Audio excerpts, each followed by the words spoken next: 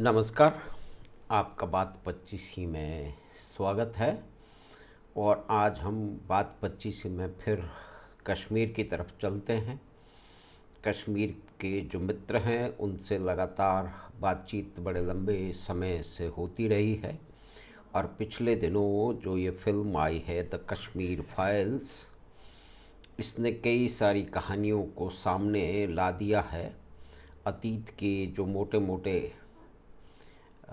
Cover थे, जो layer थे, जिनके नीचे, गर्त के नीचे छुपा दिया गया था बहुत सारे सत्य को, उसको उघाड़ के साथ में ला दिया गया है।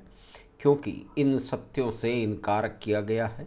एक बहुत ही लंबा चौड़ा इस देश में एक तबका है जो कश्मीर के सत्य को हमेशा असत्य मानता रहा है, उसके ऊपर कई तरह के पर्दे डालता रहा है।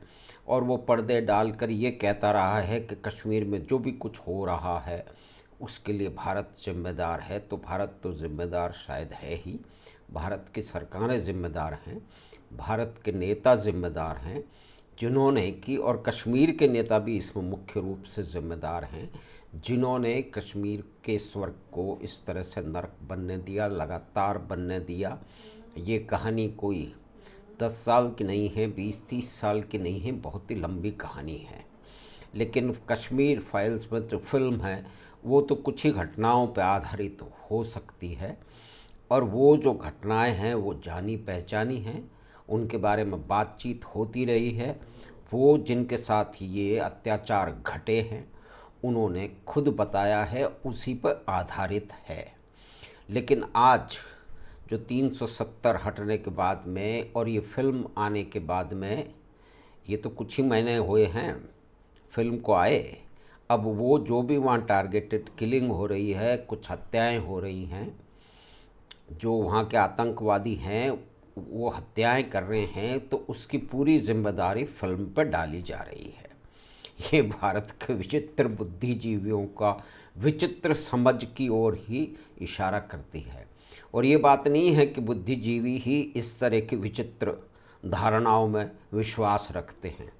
पूरा देश में एक तबका भरा पड़ा है जिसमें हमारे साथ उठने बैठने वाले भी, आपके हमारे साथ उठने बैठने वाले भी पढ़े लिखे मित्र हैं, जिन्होंने दुनिया देखी है, जो बहुत सारी चीज़ों को जानते समझते हैं।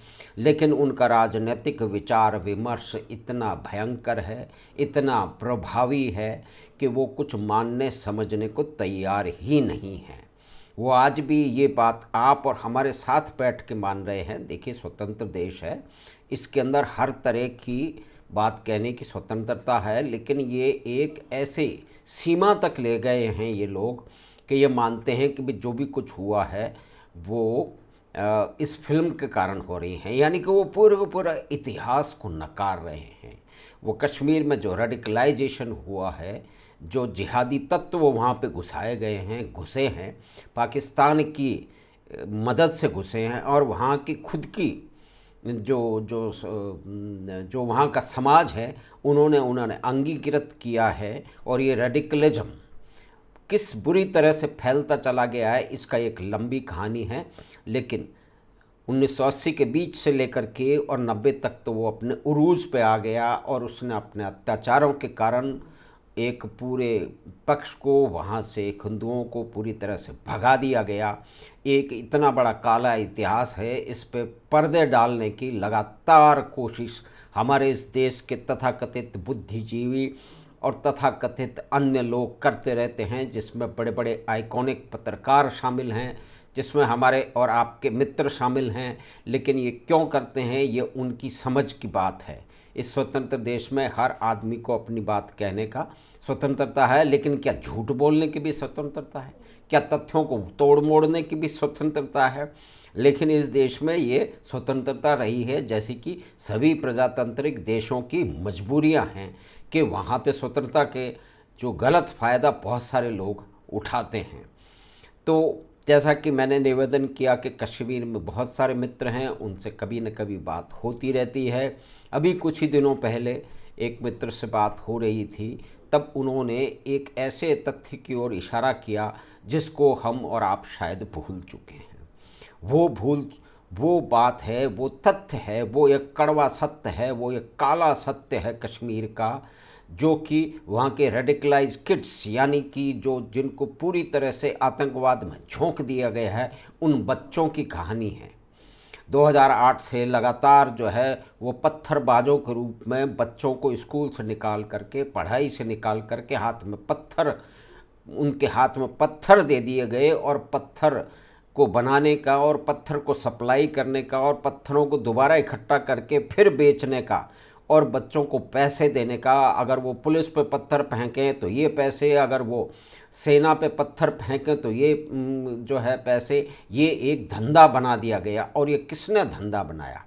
जैसे वहाँ के लोग तो शामिल हैं ही, और मुख्य रूप से वो लोग शामिल हैं, इन बच्चों के माता पिता शामिल हैं, जिन्होंने इस काम में रेडिकलाइज इतने हो गए, इतने आतंकवाद के गर्त में वो डूब गए कि उनको जो है अपने बच्चों को आगे कर दिया। लेकिन ये 2008 में उन्होंने पत्थर फेंकने शुरू किए, लेकिन जब 1990 में वहाँ से कश्मीरी हिंदुओं को भगाया जा रहा था, पंडितों को भगाया जा रहा था, उनमें से कुछ लोग बोलते हैं कि वो सबसे अधिक अगर किसी से भयभीत रहते थे, आतंकवादियों से तो रहते ही थे, लेकिन आतंकवादियों के जो हरावल दस्ता था, जो कि उनका जासूसी करता था, वो बच्चों के दल थे, जो रालेव गलेव चालेव के नारे लगाते थे और महिलाओं को परेशान करते थे और उनको ऊपर जासूसी रखते थे, और कहीं भी वो छुपे रहते थे, और वो आतंकवादियों की आँख और नाक और कान बने हुए थे। वो उनके द्वारा मालूम करते थे कि कौन आदमी कहाँ पर है, कौन बाहर जा रहा है, कौन सामान तैयार कर रहा है। और लेकिन ये पूरे के पूरे बच्चों को झोंक दिया गया। तो वो जो लोग बोलते हैं कि उनको आतंकवादियों का तो डर था कि आतंकवादी आएंगे, वो गोलियां चला देंगे, वो मार डालेंगे, वो बलात्कार करेंगे, वो छोटे छोटे बच्चों को गोली मार देंगे, वो डराएंगे धमकाएंगे। और वो तो ये भी कहते हैं कि जो घर में काम करने वाले लोग थे, नौकर थे, वो भी बहुत कहते थे कि आप लोग छोड़ के चले जाइए। और छोटे छोटे बच्चों को दूसरे बच्चे कहते थे कि यहाँ तो पाकिस्तान बनेगा, आप छोड़ के चले जाइए, नहीं तो अच्छा नहीं होगा। तो यानी कि ये सबको मालूम था, और बहुत सारे लोग ये बता रहे हैं, और वहाँ के लेखक भी बता रहे हैं, वहाँ जो उन्होंने त्रासदी भुगती है, हमारे इस देश की त्रासदी देखिए कि हमारे देश के बुद्धिजीवी एक इतने बड़े काले अध्याय पे सफ़ेद पोतने की कोशिश लंबे समय से करते रहे हैं।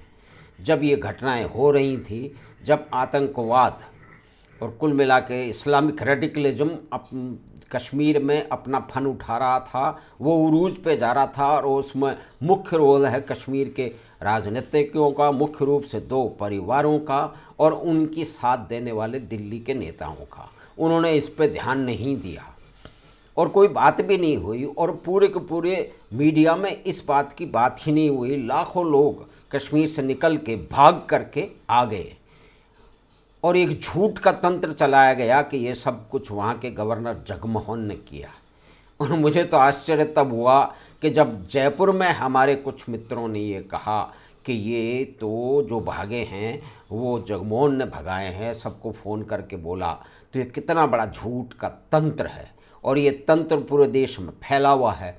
उसमें बहुत सारे लोग शामिल हैं जो वास्तविकताओं को मानना नहीं चाहते, और उसमें जो बड़े बड़े जो लोग हैं जो कि राजनीतिक रसूख रखते हैं, जिनकी राजनीतिक रोटियां सिकती हैं या कि उनके पिट्ठू हैं, उनकी तो बात अलग है।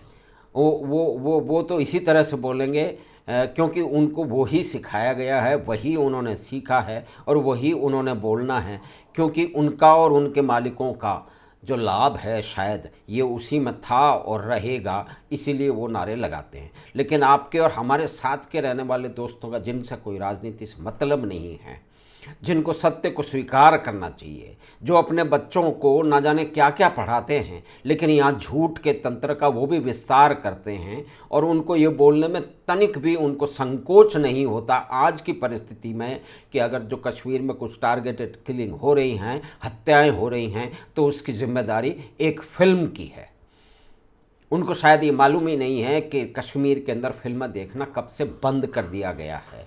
संगीत के प्रोग्राम बंद किसने बंद किए थे, आज वो किस परिस्थिति में हो रहे हैं, किस में नहीं हो रहे हैं, उसके बारे में कोई बहुत अधिक जानकारी नहीं सामने नहीं आ रही है।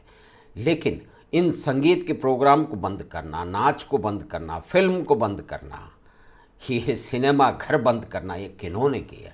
ये इस्लामिक आतंकवादियों ने किए। और ये उन लोगों ने किए जिन्होंने अपने बच्चों को इस आतंकवाद में झोंक दिया, जिन्होंने 2008 के बाद सेना पर और उस पर पत्थर फेंके। लेकिन उससे पहले भी 1990 में जो लोग भाग रहे थे, जो वहाँ अभागे लोग डर के कारण, हत्याओं के कारण, एक के कारण वहाँ से भागने को मजबूर थे, उनके ऊपर जासूसी कर रहे थे, ये नारे लगाते हुए बच्चे रलीब गलीब और चलीब बोल रहे थे, ये radicalise, these are the radicalise kids of Kashmir of jihad, and those hard facts are not accepted by so many of us. That is a very strange thing. तो विल कीप रिपीटिंग। हम दोबारा इस विषय में बात करेंगे, कश्मीर के अपने मित्रों से भी बात करने का प्रयास करेंगे कि उनके क्या अनुभव रहे हैं। दूसरी बात ये अवश्य है कि 370 हट गई है, लेकिन पूरे पिछले जो साल रहे हैं, पिछले जो दशक रहे हैं, 3-4 दशक, 40-50 दशक रहे हैं, उसमें पूरे के पूरे कश्मीर का जो समाज है, वहाँ का जो एडमिनिस्ट्रेटिव स्ट्रक्चर है, वहाँ की जो खुफिया तंत्र है, वो पूरा का पूरा रेडिकलाइज की परतों से भर चुका है। उसको निकालना बड़ा मुश्किल होगा। और आज भी बच्चों का रेडिकलाइजेशन, बच्चों को आतंकवाद की ओर धकेलना, इस्लामिक आतंकवाद की ओर धकेला जा रहा है, और ये एक चक्र चल रहा है। तो ये इतनी जल्दी शायद समाप्त नहीं होगा, लेकिन इसके प्रयास, इसको समझना पड़ेगा कि ये क्यों हो रहे हैं। उसको डी रेडिकलाइजेशन का प्रोसेस जो है, उसकी कार्रवाई शुरू करनी पड़ेगी। लेकिन ये कितना मुश्किल है, ये लोग काम करने वाले और वहाँ के लोग हैं, वही जानते हैं। हम तो दूर से सिर्फ ये अंदाज़ा लगा सकते हैं, और कुछ वास्तविकताओं को जो हमारे मित्र झुठलाते रहते हैं, उस पे, उस काले सत्य पर, उस भयंकर सत्य पर, उस जमे हुए खून पर वो पर्दा डालने की कोशिश करते रहते हैं। उन्हें भी शायद समझ आएगी, लेकिन अभी तक तो नहीं आई है। वो किस तरह से आगे की परिस्थिति बदलेगी, ये अभी भविष्य के गर्त में है। तो हमने बात की कश्मीर के रेडिकलाइज किड्स की, रालिब गालिब चालिब के नारे लगाते हुए बच्चों की, जिनके आतंक से कुछ जो परिवार हैं वो भयभीत थे, जिनके कारण वो भागे, और उनके भागने की सूचना ये बच्चे दिया करते थे जो आतंकवादियों के नाक, आँख और कान बने हुए थे। तो एक पूरी पूरा जब समाज रेडिकलाइज हो जाता है, जो आतंकवाद के गिरफ्त में पहुंच जाता है, जो कि कश्मीर में अनफॉर्चुनेटली जो है ना, दुर्भाग्य है कि हुआ है, तो उसके कई आयाम हैं। ये आयाम एक भी हैं कि आज भी वहाँ के स्कूलों में कहा जाता है कि इसी तरह के आतंकवाद की, इसी तरह के अलगाववाद की शिक्षा लगातार दी जा रही है। इन शिक्षा के तंत्रों को उनको समझना पड़ेगा, और धीरे धीरे इस डी रेडिकलाइजेशन को समाप्त करना पड़ेगा, और नॉर्मलाइजेशन की तरफ जाना पड़ेगा। ये आसान काम नहीं है, इसमें समय लगने वाला है। आतंकवाद कई पीढ़ियों को बर्बाद करता है, उसने 2-3 पीढ़ियाँ तो और बर्बाद कर दी हैं, और भी कुछ वो बर्बाद करेगा। वहाँ पे इन्वेस्टमेंट आता रहे, वहाँ पे होटल खुलते रहे वहाँ के लोग, लेकिन जो नॉर्मल सी है, जो कि जीवन यापन पुराने ढर्रे पे, जो 1960 या 50 के दौर में, 70 के दौर में लौटने में अभी बहुत समय है। ये एक कड़वी सच्चाई है जिसे हमें मानना चाहिए। रातों रात जहाँ की इस तरह का आतंकवाद अपने पर पसार लेता है, अपने खूनी पंजे फैला लेता है, तो वहाँ उसको फिर सही होने में और वास्तविक परिस्थितियों को नॉर्मल होने में बहुत समय लगने वाला है। ये हमें शायद जानना और पहचानना चाहिए। तो हमें आशा है कि ये एक छोटी सी बातचीत कश्मीर के बारे में, कश्मीर के रेडिकलाइज बच्चों के बारे में, नारे लगाते हुए बच्चों के बारे में, पत्थर फेंकते हुए बच्चों के बारे में हमने की, ये आपको पसंद आई होगी। तो आप चैनल बात 25 को सब्सक्राइब करें, और अपने मित्रों और परिवार के साथ लिंक को साझा करें, और आप कोई समुचित कमेंट भी करना चाहते हैं तो वो करें। धन्यवाद, नमस्कार। हम फिर आपके पास लौटेंगे एक नई बात के साथ। नमस्कार।